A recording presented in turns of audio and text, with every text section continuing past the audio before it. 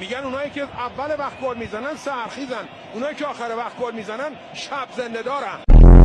الان این بازی جود بلینگهام میخواد، چون اویه که برای اینجور ثانیه ها اینجور زمان ها گل بزنه، ولی نیست. او بازیکن رئاله نه بازیکن تاتنهام. هری کین نمیخواد، اونم دیگه نیست، اونم بازیکن بایر مونیخه.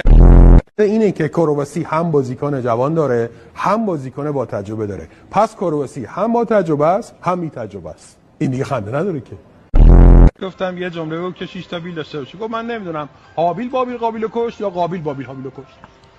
الان این ربطی به بحثمون داشت؟ مادر محمد حسین میثاقی زنده است.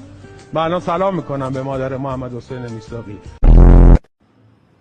من احساس میکنم الان ماشاءالله هزار ماشاءالله 11 تا کارلوس کیروش نشسته اینجا، یه اسکوچیش تنهاست. همه توی پا کارلوس کیروشید. حمله کنید. حمله ایران کوبنده. حمله